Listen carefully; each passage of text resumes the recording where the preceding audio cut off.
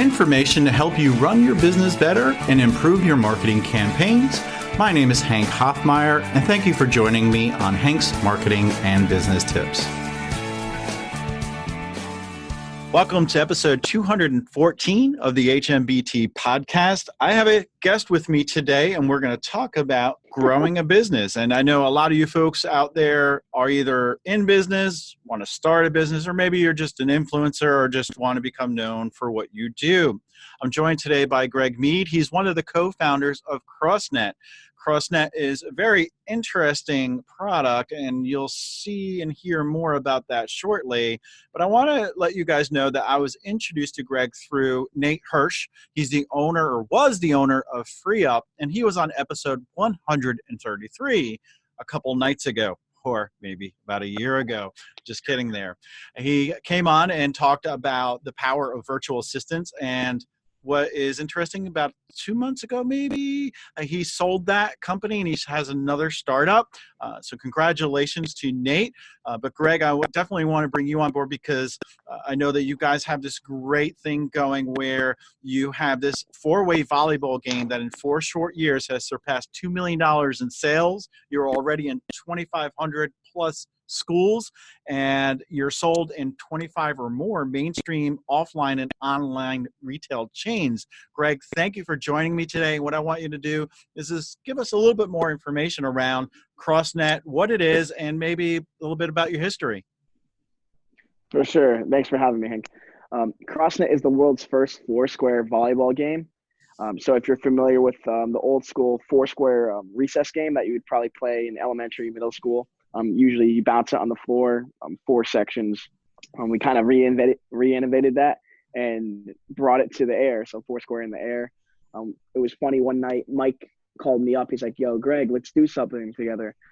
He just graduated from Northeastern in Boston, so he's a very smart, intelligent kid, and he was going to go into engineering, and he wasn't sure if he wanted to go down that route. So he gave us a call, and we sat down on my couch in my mom's house all night for like 12 hours straight, just jotting down ideas. And eventually we came up with the idea of a wall charger speaker or Crossnet. And it was a no-brainer to roll with Crossnet. And next day we went out to Walmart or Target and we bought 2 badminton volleyball nets, and we hooked them up to my mom's shed and bootstrapped it to like a tree and taped it, duct tape. It was crazy. We had some friends over, we played it. It was fun. And I guess the rest is history. I remember Foursquare being an app that you checked into places, and I know that's a play on the game. I never really played that game. We were more into dodgeball when we were kids in school, but they don't like to have those in school because people tend to get hurt. So, Greg, tell me a little bit about the process of building a viral product, and then maybe some of the growing pains that you had with launching a physical product or even just getting recognition. It sounded like you had a great idea, but you have to get it to market and you have to be able to get people aware of what you have. Let's talk a little bit about that, because I bet there's some folks that are listening that say, I want to start a business or I have one, but it's just not getting the traction and they're ready to give up. Maybe you guys can be an inspiration to them. Yeah, for sure. I would say to find something that you're comfortable with selling and that you think you can sell easily to a market. So, for example, we bootstrapped this four-square volleyball game, and when we played it, everyone was interested in it. When you set it up at the beach, there's going to be a line of 10 people asking what it is, taking videos, photos, or trying to jump in and play. So right then and there, you have a product that I guess is quote-unquote viral. And then the next steps is to just run your social media marketing, Google marketing, Facebook, all that, and then it should take off from there. But make sure you're confident in your product, and if you're not confident in the product, then the product is not going to move. As far as growing pains, you want to make sure you are having good inventory management and your product is the best of its possibility it can get. So when we first started Crossnet, we kind of had a bad prototype made in the beginning. And then eventually, after about 8 months, we finally had our product that we can officially launch on our website and start selling to customers. So it's definitely a journey. You don't want to give up, and you can't give up if you want to succeed. I heard you say build the best product, and that can also relate to a service, right? If you're going to be a consultant or you're going to sell services and stuff like that, even if you're a landscaper, right? You want to have the best possible service or product. And the way you said that, I think that's true, right? The best that you can build, because I also believe in done is better than great. Sometimes maybe you do have something that is worthwhile to get out into the world, and then you can iterate on that. So when you said best possible product, or and we can also interject service, do you mean that you need to make sure that you know you're delaying it to make sure it's perfect, or are you just saying like it's the best it can be for that moment in time? Yeah, I guess for the best it could be at that moment in time. So obviously for us, we still continue to develop and improve our product quality, gameplay, anything from the product, physical product itself to the website. If you're a service, make sure you have good website, clean. Make sure you have information of previous clients you've worked with to show off. Everything adds up. And being visible helps. I loved how you said get out there and let people see it. And it's the same thing with services. Give your service or part of it away for free, or trial of it. This way people can see what you're doing, experience it, use you, maybe get a testimonial, or put them on your website so that people can see what's going on, and that gets eyeballs. The product, like you said, sells itself. Somebody sees you doing something. Pat Flynn invented this new tripod. It's called a Switch Pod, and it's like a vlogger's little tripod. You hold it in your hand and you can video record yourself. Then it flips open and it's a tripod that sits down on a table. So you can go from recording yourself walking down the street to putting it down on a table, and then just having like an interview style video recording of yourself going. And when I got that, I was one of the first Kickstarter backers, one of the first 100. I got it early, and everywhere I went, people were asking me what it was. And obviously I had to tell them if it was my product, bring it out into the real world, see how people are going to react to it. And you can also test, I'm guessing, right? You guys probably did some testing before you actually sold the product, right? Yeah, for sure. We did a good amount of testing, not too much. Once we tested Crossnet once or twice, we knew it was going to be a hit. So we just need to make sure the physical product came in a good box. Nothing was messing up, like with the poles, the net, and everything it was a secure game to play. So after that, it was ready to sell. Awesome. And what I'm thinking here is, you're in schools as well as you're selling retail. Which one came first? Was it the retail? Yeah, it was definitely retail first because our game is set just to be set outside on the grass or beach, sand. Eventually, we just launched our indoor base model. It's officially getting released at the end of this month, and then that makes you allowed to play inside the gymnasium. So for the physical education teachers, they can actually set it up inside now. So it started off small with the schools, as only schools like in the southern climates would really purchase it because they would actually play outside with their students year long. When did you identify that, hey, this is an opportunity for us to get into schools, and how did you start reaching out to schools, and what was that process in case somebody wants to sell into, say, a business or into a school system?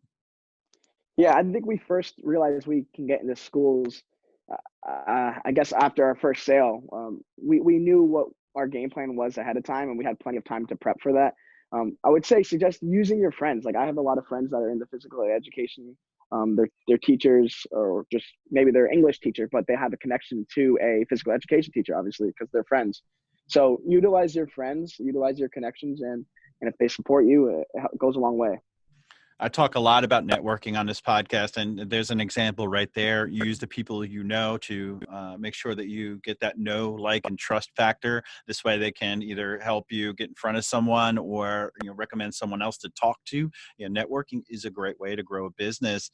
One thing I was thinking about with this startup that you have is, in the growing pains, you guys had to probably market all on your own. You were talking about social media earlier and any other marketing channels you're using. What tips or recommendation would you give to folks that say either have themselves as a solopreneur, or maybe it's one or two other people that work with them? They have to, number one, work on their business and in their business. And, they always say don't do that, but it's hard to do when you're a startup. You have to do everything and wear all hats. How important is it, number one, to actually focus on your marketing and dedicate a lot of time to it? And then number two is, how do you find time and do it right, and make sure that you're getting enough content out there to be visible?